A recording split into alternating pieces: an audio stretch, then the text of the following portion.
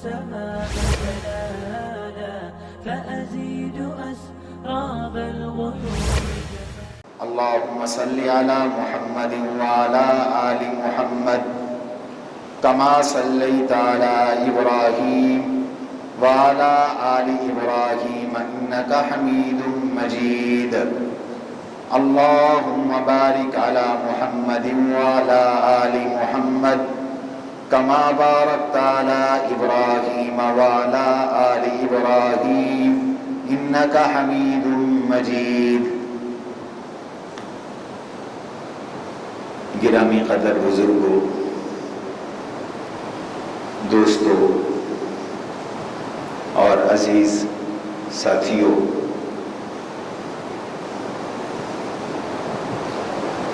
آج 13 اگست 2021 اور 4 محرم الحرام 1443 ہجری ہے۔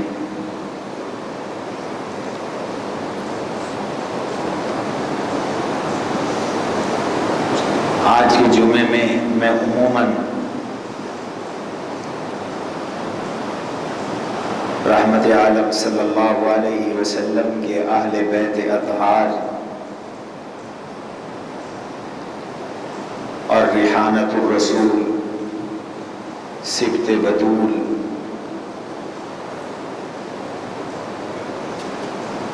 ابن نبی ابن علی حضرت سیدنا حسین ابن علی رضی اللہ تعالی عنہ کے فضائل و مناقب بیان کیا کرتا ہوں، لیکن چونکہ کل 14 اگست بھی ہے اور 14 اگست یوم آزادی ہے، اس لیے اس مرتبہ آزادی کے موضوع پر کچھ معروضات عرض کرنے کا ارادہ ہے، اور زندگی رہی تو انشاءاللہ اگلے جمعے حضرات اہل بیت اطہار اور سیدنا حسین ابن علی رضی اللہ تعالی عنہ کا مبارک تذکرہ کریں گے۔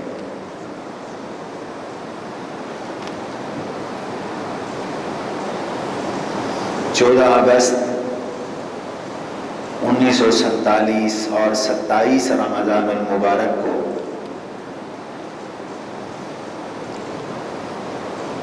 اسلامیان بر صغیر کو آزادی ملی اور مملکت خداداد پاکستان معرض وجود میں آئی۔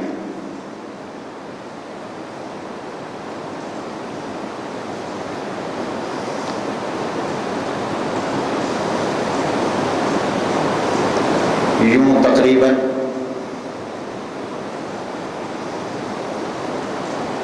75 سال ہمارے ملک کی تاسیس کو اور بنیاد کو گزر گئے۔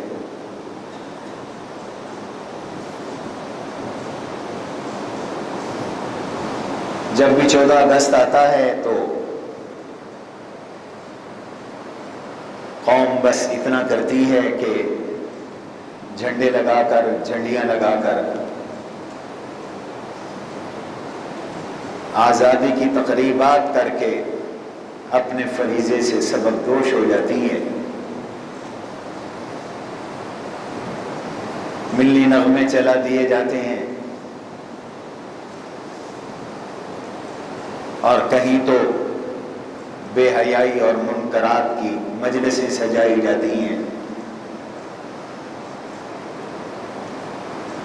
کہیں ناچ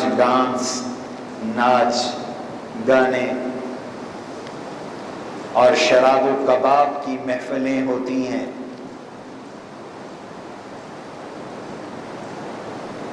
ہمارے نوجوان بچے سلنسر کھول کر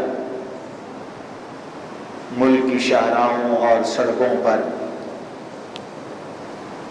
تیز رفتاری کے ساتھ، بلند آواز کے ساتھ موٹر سائیکل چلا کر یہ سمجھتے ہیں کہ ہم نے ملک کا حق ادا کر دیا۔ ہم نے وطن سے محبت کا اظہار کر دیا۔ یہ بہت بڑی نالائقی، نکما پن اور حماقت ہے۔ آزادی کی قدر پہچانیے اور پھر آزادی پہ شکر ادا کیجیے اور آزادی کے تقاضوں پر عمل کیجیے۔ ملک کو اللہ کی نعمت سمجھ کر اس نعمت کا شکر ادا کیجیے۔ نعمت پر جتنا شکر ہوگا، ان شکرتم لازیدنکم، اللہ نعمت میں اضافہ فرمائیں گے۔ وَإِن كَفَرْتُمْ إِنَّ عَذَابِي لَشَدِيدٌ، اگر ناشکری کرو گے اللہ کہتے ہیں میری پکڑ بڑی سخت ہے۔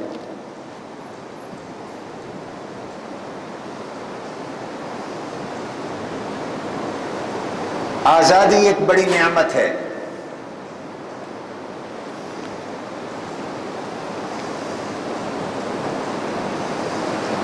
جو قومیں غلام ہوتی ہیں، غلامی میں اللہ کے احکام پر عمل نہیں ہو سکتا، غلامی میں دین کا نفاذ نہیں ہو سکتا، غلامی میں فکر پہ تالے چڑھے ہوتے ہیں، زنجیریں لگی ہوتی ہیں، غلامی میں زبان پہ تالے لگے ہوتے ہیں، غلامی میں ضمیروں پر تالے لگا دیے جاتے ہیں، غلامی میں آپ اپنی مرضی سے جی نہیں سکتے، غلامی میں آپ اپنی مرضی سے سانس نہیں لے سکتے، اور آزادی میں اللہ کے بندے اللہ کے احکام پر کھل کے عمل کرتے ہیں، صحیح عقائد اور صحیح نظریات اور افکار اپناتے ہیں، اپنی معیشت، معاشرت اور اپنا طرز زندگی اپنے اللہ کی مرضی کے مطابق اختیار کرتے ہیں۔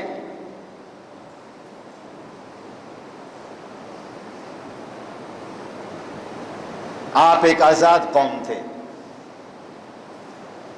یہاں انگریز آیا اور آہستہ آہستہ اس نے حکومت پہ قبضہ کر کے یہاں کے لوگوں کو غلام بنا دیا، اور غلام بنا کر آپ کے ایمان پہ ڈاکہ ڈالا، آپ کی معیشت پہ ڈاکہ ڈالا، آپ کی غیرت پہ ڈاکہ ڈالا، آپ کی عزتوں پہ ڈاکہ ڈالا اور آپ کے ملک پہ ڈاکہ ڈالا۔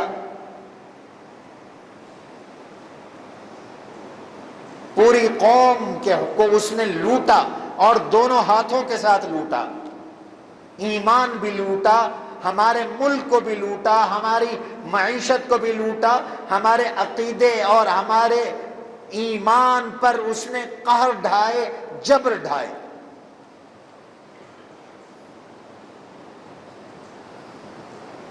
ہندوستان مغلیہ دور حکومت میں دنیا کی ایک بہترین طاقتور ترین ریاست تھی،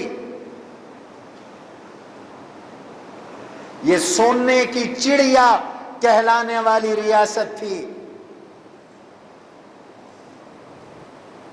اس زمانے میں یورپ کے اندر وہ آداب نہیں تھے، وہ تمدن نہیں تھا، وہ تہذیب نہیں تھی جو ہندوستان کے اندر تھی۔ یورپ کی گلیاں اور سڑکیں کچی تھیں، مغلیہ دور حکومت میں ہندوستان میں شاندار روڈ، سڑکیں اور عمارتیں تھیں۔ یورپ میں وہ تجارت نہیں تھی جو تجارت ہندوستان میں تھی، یورپ میں وہ روزگار نہیں تھا جو روزگار ہندوستان میں تھا۔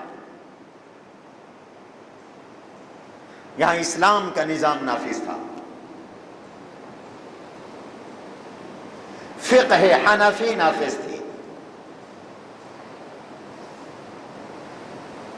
یہاں کا تعلیمی نظام دنیاوی بھی تھا، دینی بھی تھا، یہاں کے ہر سرکاری ادارے میں قرآن کی تفسیر بھی پڑھائی جاتی تھی، رسول اللہ صلی اللہ علیہ وسلم کی احادیث بھی پڑھائی جاتی تھی، ہر تعلیمی ادارے کے اندر فقہ بھی پڑھائی جاتی تھی، سائنس بھی پڑھائی جاتی تھی، ریاضی بھی پڑھائی جاتی تھی۔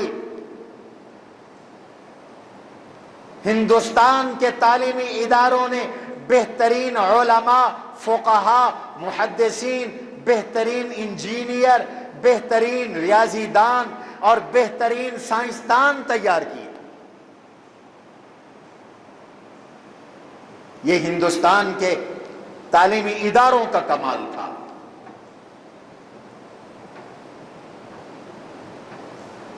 ہر بندہ خوشحال تھا۔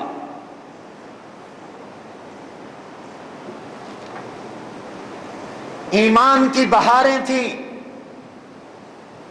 ہندو محکوم بن کے رہتے تھے، مسلمان حاکم بن کے رہتے تھے۔ آج بھی مسلمانوں کی یادگاریں ہندوستان، پاکستان، بنگلہ دیش میں جگہ جگہ ہمیں نظر آتی ہیں۔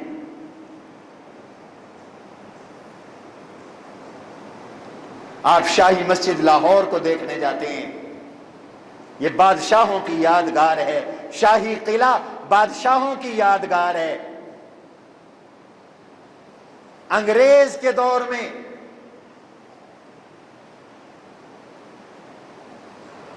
ان ریاستوں کے نواب کتنے دیندار تھے، بہاولپور کو جا کر دیکھو، ہماری بہت مبارک زندگی تھی جس کو انگریز نے آ کر ہم سے چھین لیا، لوٹ لیا۔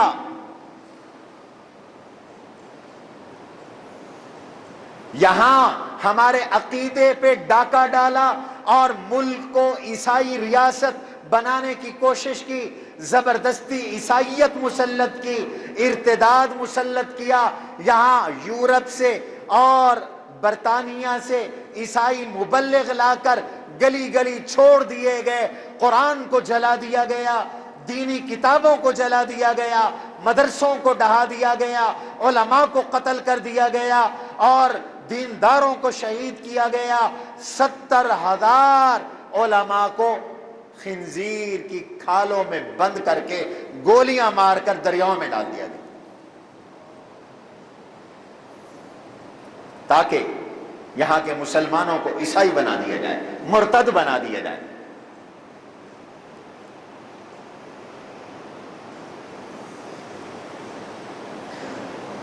ستر 70,000 علماء، اور چونکہ آپ مسلمان نفرت کرتے ہیں خنزیر سے،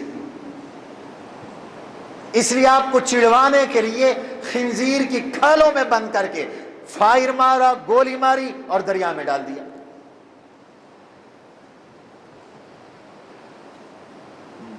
مدرسوں کی جاگیروں پہ قبضہ کیا، یتیم خانوں کی جاگیروں پہ قبضہ کیا، یہاں سے پیسہ اکٹھا کر کر کے برطانیہ بھیجا۔ آج یورپ اگر ترقی یافتہ ہے تو یہ ہندوستان کے پیسے کی چوری کر کے ترقی کر گیا ہے۔ آپ کا خزانہ لوٹ کر لے گئے۔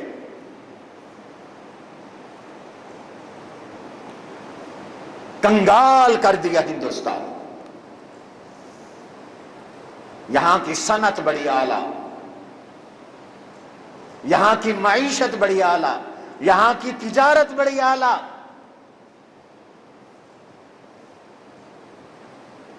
ہمارا ایمان کا دشمن تھا، ہماری معیشت کا دشمن تھا بدیسی حکمران۔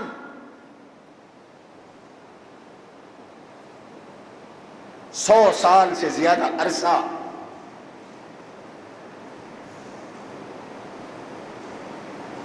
ہندوستان کے لوگوں پر طرح طرح کے ظلم ڈھاتے رہے۔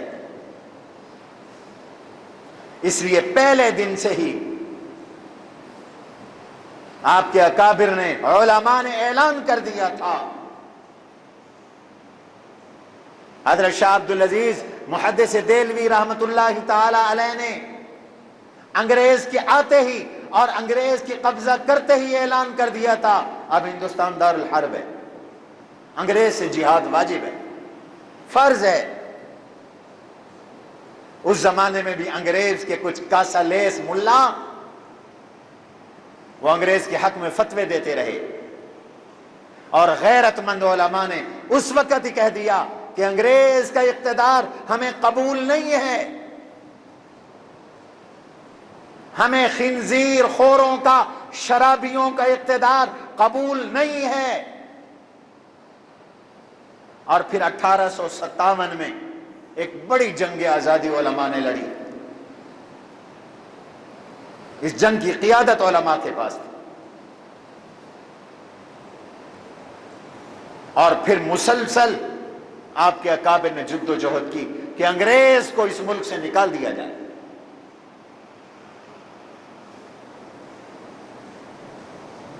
غلامی کی زندگی چھٹ جائے، آزادی ملے۔ کیوں؟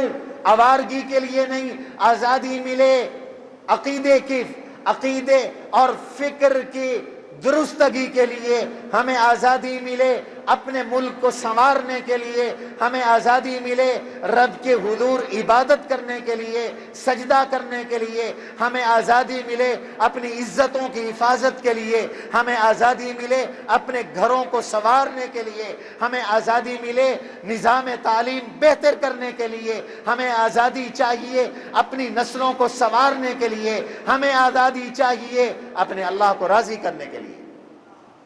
اس لیے آزادی مانگی تھی، اور آزادی اللہ نے عطا کی۔ 1947 کو ملک بن گیا۔ اب اس آزادی کا شکرانہ بنتا ہے، یہ اللہ کی نعمت ہے۔ اللہ کہتے ہیں میری اس نعمت کا شکر ادا کرو۔ بنی اسرائیل کو اللہ نے فرعون سے آزادی دی اور فرمایا یا بنی اسرائیل اذکروا نعمتی التی انعمت علیکم، او بنی اسرائیل میری نعمتوں کو یاد کرو، میرا شکر ادا کرو، میری نعمتوں کو یاد کرو۔ میں نے تمہیں فرعون سے نجات عطا کی، وہ تم پہ ظلم ڈھاتا تھا، مردوں کو قتل کرتا تھا، عورتوں کو زندہ کرتا تھا۔ میں نے فرعون کو غرق کیا، ملک مصر تمہیں عطا کیا، فرعون کی حکومت کا خاتمہ کیا، تمہیں آزادی ملی۔ شکر کرو اللہ کا۔ اور حضور علیہ السلام نے اس کے شکرانے میں اپنی امت سے بھی کہا کہ ہمارا موسیٰ علیہ السلام سے تعلق یہودیوں سے زیادہ ہے۔ یہودی تو موسیٰ علیہ السلام کے ساتھ اپنی جھوٹی محبت کا اظہار کرتے ہیں، اور مسلمانوں کا موسیٰ علیہ السلام سے جو تعلق ہے وہ سچی محبت کا ہے، وہ سچے احترام کا ہے، وہ سچی عقیدت کا ہے۔ اور وہ دن تھا 10 محرم کا، جب اللہ نے فرعون کو غرق کیا اور موسیٰ علیہ السلام کو نجات عطا فرمائی۔ وہ 10 محرم کا دن تھا۔ یہ شروع سے ہی مبارک دن ہے۔ عاشورہ اور 10 محرم آج سے نہیں، یہ شروع سے مبارک دن ہے۔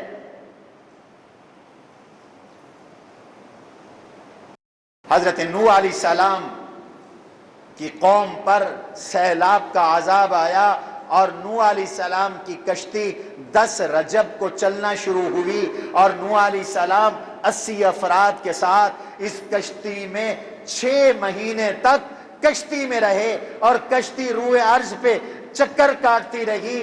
10 محرم الحرام کو حضرت نوح علیہ السلام کی کشتی جودی پہاڑ پہ جا کے لگی اور انہوں نے اپنا قدم مبارک زمین پہ رکھا.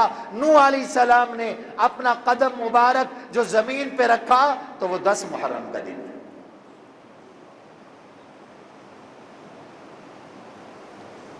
فرعون 10 محرم کو غرق. حضور پاک جب مدینہ تشریف لائے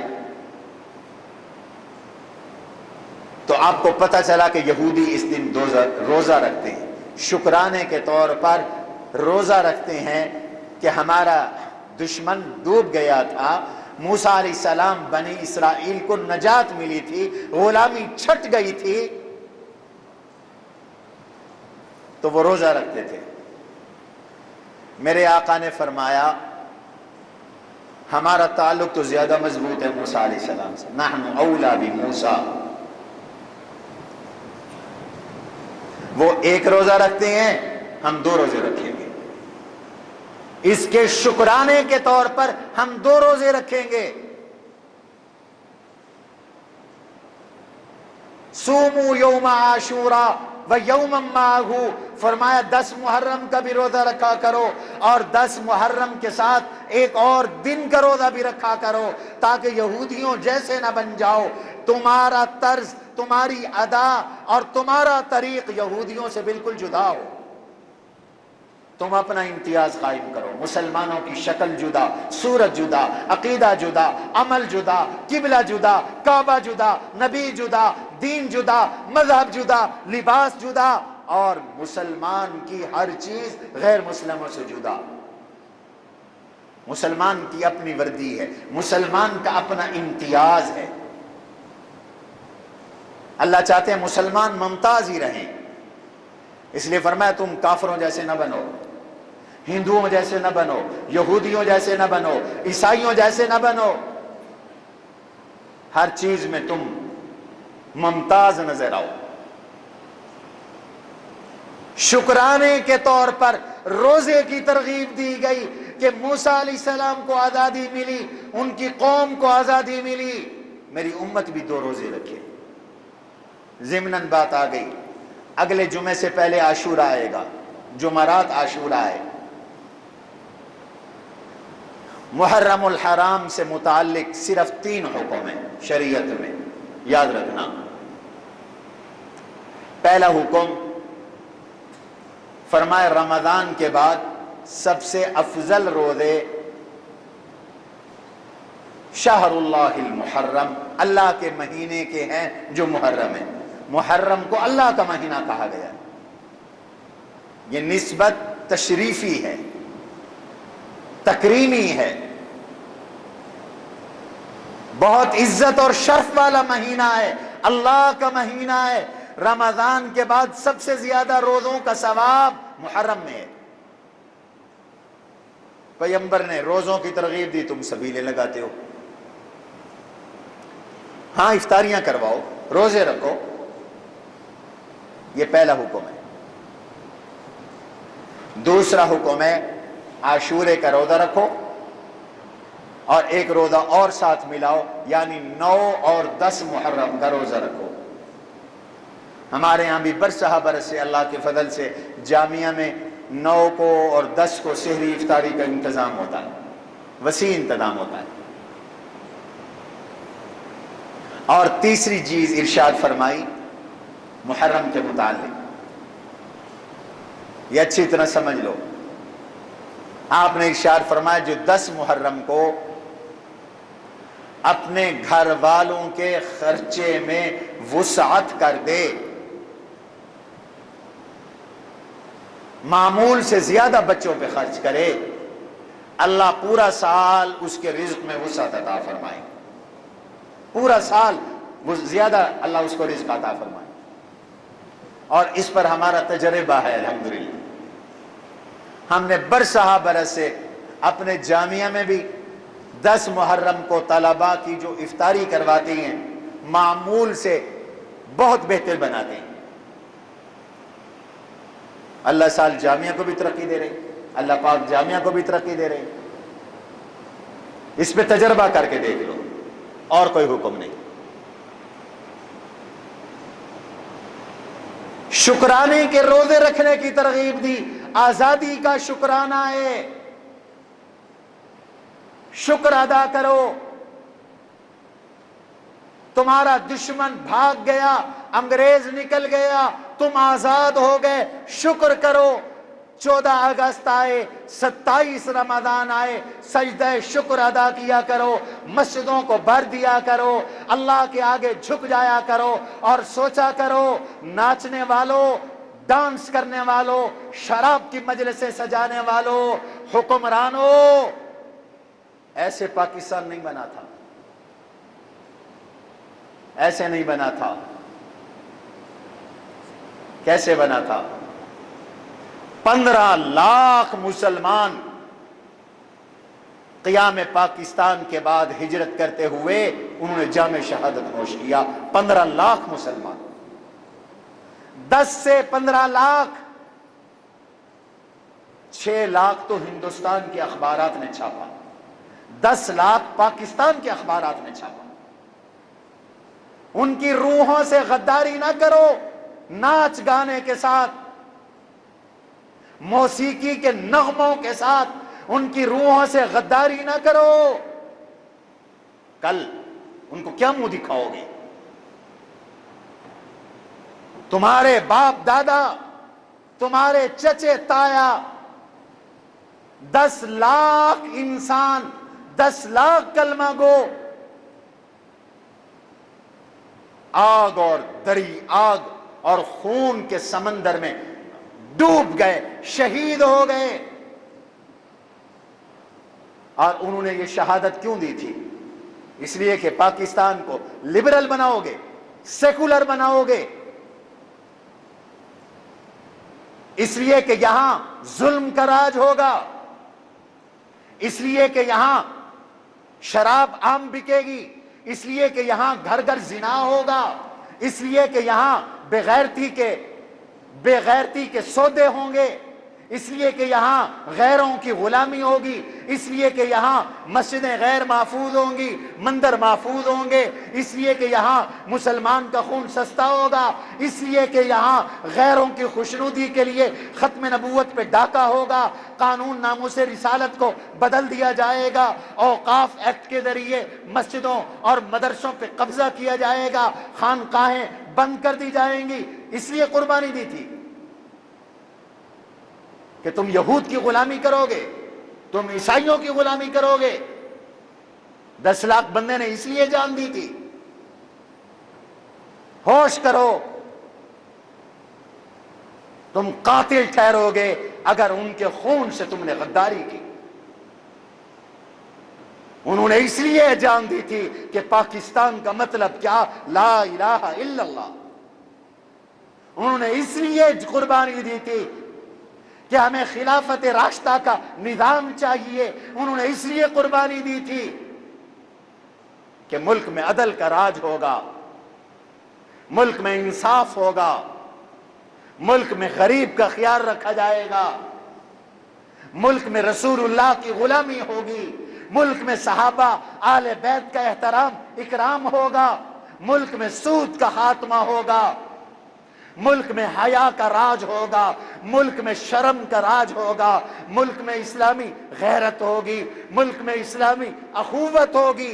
10 لاکھ آدمی اس لیے کٹ گئے تھے.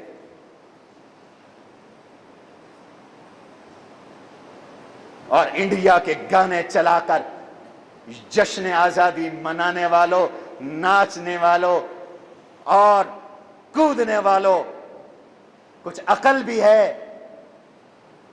75,000 بچیوں کو، مسلمانوں کی عزتوں کو، 75,000 بچیوں کو سکھوں نے اٹھا لیا تھا، جن میں سے 50,000 واپس آئیں. 25,000 خواتین کو سکھوں نے اپنے قبضے میں رکھ کر مرتد بنایا. آج ان کی نسلیں بھی مرتد ہو گئی، ان کی نسلیں بھی مرتد ہو گئی، یا ہندو بن گئی ہیں، سکھ بن گئی. اپنی بہنوں کی غیرت تمہیں نظر نہیں آتی؟ جو تمہاری عزتیں لوٹنے والے تھے انہی کے گانے چلاتے ہو. ڈوب مرو. انہی کی ثقافت اختیار کرتے ہو، ڈوب مرو۔ شجاعباد میں ایسے لوگ موجود ہیں جن کی خاندان کی بچیوں کو ہندوؤں نے چھین لیا، وہ ہندو مری، بڑی ہو کر ہندو بن گئی، ہندو مری۔ میں جانتا ہوں ایسے لوگوں کو، شجاعباد میں موجود ہے۔ ایک مورخ نے لکھا ہے پوری ٹرین پر جو ہجرت کرنے کے لیے پاکستان آ رہی تھی، سکھ خونخواروں نے حملہ کیا، عورتوں کو اتار کر لے گئے۔ صبح جھاڑیوں میں جب جا کے دیکھا 200 عورتیں ننگی پڑی تھی، جن کی عزت لوٹ کر رات کو ان کو قتل کر دیا گیا تھا، ان کی چھاتیاں سکھ کاٹ کے لے گئے تھے۔ آج ان کو تو تم نے کرتارپور راہداری دے دی، ان قاتل سکھوں کو، ان لٹیرے ہندوؤں کے ساتھ تمہاری دوستیاں ہیں، اور ہو تم شہداء کے وارث۔ غیرت کرو، پاکستان مفت میں نہیں ملا، آگ اور خون کا سمندر عبور کرنا پڑا، پھر پاکستان ملا ہے۔ اس نعمت کی قدر کرو، اللہ کا شکر ادا کرو، جس مقصد کے لیے ملک بنا تھا وہ مقصد نافذ کرو، شہداء کے ساتھ وفا ہوگا، ورنہ تم شہداء کے غدار بنو گے۔ 75 سال ہو گئے، ہر آنے والا دل بے دینی کا ہے، ملک کا آئین توڑا جا رہا ہے، اسلام کا مذاق اڑایا جا رہا ہے۔ کیا اس لیے ملک بنا تھا؟ آج بھی قوم کا مطالبہ ہے، شہداء کی روحیں تمہیں پکار رہی ہیں، نظام مصطفیٰ نافذ کرو۔ تم نے کیا بدلا ہے؟ کون سی نئی چیز لائے ہو؟ زمیں بدلی، زماں بدلا، مکی بدلے، مکان بدلا۔ زمیں بدل گئی، بٹوارا ہوا، پنجاب بھی 2 حصوں میں تقسیم ہو گیا۔ وہاں ہماری سینکڑوں مسجدیں آج ہندوؤں اور سکھوں نے گھوڑوں اور گدھوں کا استبل بنا رکھی ہیں، سینکڑوں مسجدیں، میں آنکھوں سے دیکھ کے آیا ہوں۔ خیل المدارس جالندھر میں تھا، جامعہ اشرفیہ امرتسر میں تھا، جامعہ رشیدیہ ساہیوال رائے پور میں تھا۔ وہ جگہیں آج ہندوؤں کے قبضوں میں، ہماری مسجدیں ہندوؤں اور سکھوں کے قبضے میں ہیں۔ ان مسجدوں کو بحالی کا کوئی آرڈر نہیں آیا۔ یہاں جو ہندو، وہاں سے مسلمان یہاں آ گئے، یہاں سے ہندو وہاں چلے گئے۔ ان کے مندروں کی آپ کے حکمرانوں کو فکر چڑھی ہوئی ہے، اور آرڈر پاس ہو گئے ہیں کہ جو 1947 کے مندر تھے ان سب کو بحال کرو۔ سینکڑوں مسجدیں شہید ہو گئی، آپ کے شہر میں مندر اسی طرح کھڑے ہوئے ہیں، ہم نے تو ہاتھ نہیں لگایا۔ وہاں ہماری کتنی مسجدیں گر گئی، شہید ہو گئی۔ اللہ نے آزادی دی، آزادی، شہداء کے خون سے وفا کرو، بے وفائی نہ کرو، غیرت کا مظاہرہ کرو۔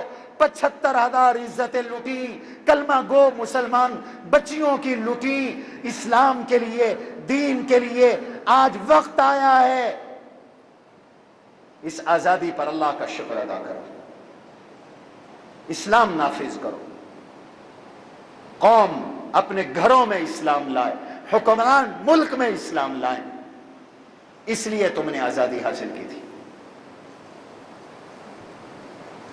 آج قرآن تمہیں پکار پکار کے کہہ رہا ہے، وَاذْكُرُوا إِذْ أَنْتُمْ قَلِيلٌ مُسْتَضْعَفُونَ فِي الْأَرْضِ۔ اس وقت کو یاد کرو، تم تھوڑے تھے، زمین میں کمزور تھے، تخافون ان یتخطفکم الناس، تم ڈر رہے تھے کہ تمہیں لوگ اچک لیں گے، اٹھا لیں گے، ہندو کھا جائیں گے، سکھ کھا جائیں گے۔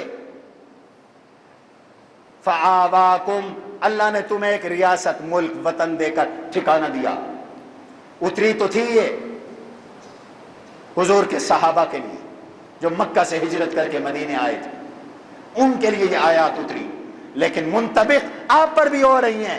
فآواکم وأیدکم بنصری، اللہ نے اپنی مدد کے ساتھ تمہاری تائید کر دی، ایٹمی ریاست بن گئے ہو، مضبوط ریاست پاکستان بن گئی ہے۔ اللہ کے فضل سے آج بھی پاکستان دنیا کے سینکڑوں ممالک سے بہتر ہے، کہو الحمدللہ۔ میں نے مضمون لکھا ہے، آج کے اخبارات میں جنگ میں بھی چھپا ہے، اسلام میں کل بھی چھپا، آج بھی چھپا، نوائے وقت میں بھی چھپا ہے، تفصیل نہیں، پڑھ لینا۔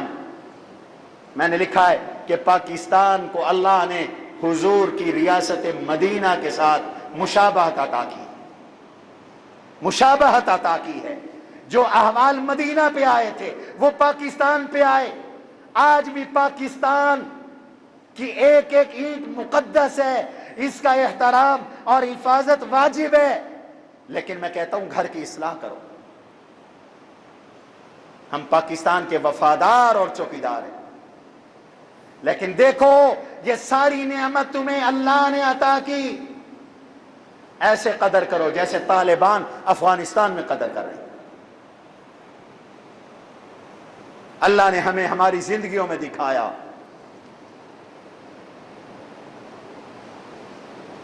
21 سال 20 سال پہلے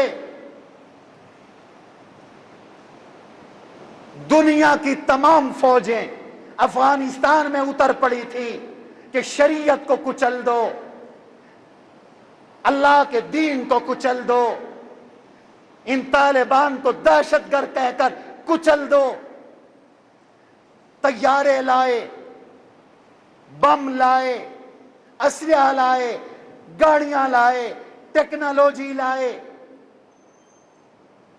کئی 100 ارب ڈالر وہاں خرچ کر دیا، پوری دنیا کی 3 لاکھ آرمی وہاں اتار ڈالی، B-52 طیارے، دنیا کے خطرناک ترین طیارے، ان سے بمباریاں کروا دی۔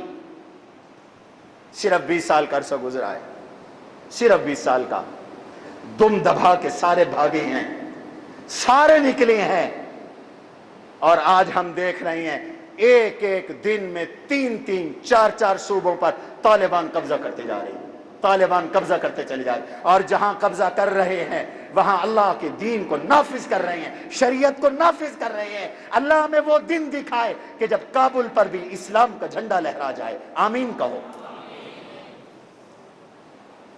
اللہ نے بتا دیا ہے مسلمانوں کو، آج بھی بتا دیا ہے، فضائے بدر پیدا کر، فرشتے تیری نصرت کو اتر سکتے ہیں گردوں سے، قطار اندر قطار اب بھی، اللہ کی مدد نہیں تو اور کیا ہے؟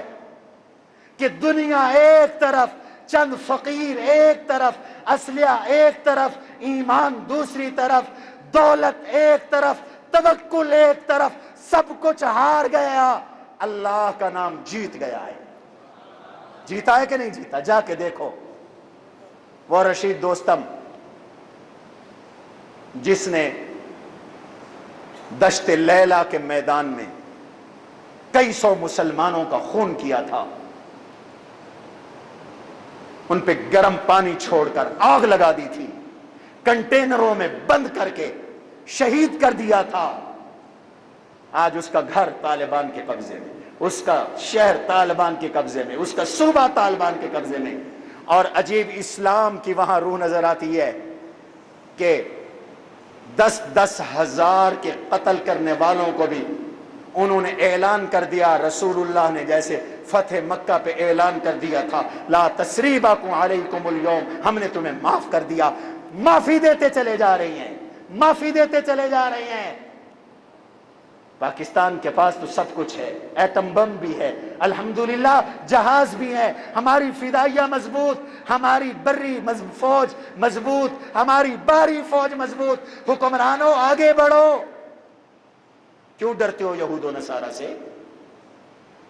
اس عہد کی تکمیل کرو جو تم نے قوم سے قیام پاکستان کے وقت کیا تھا، اس عہد کی تکمیل کرو۔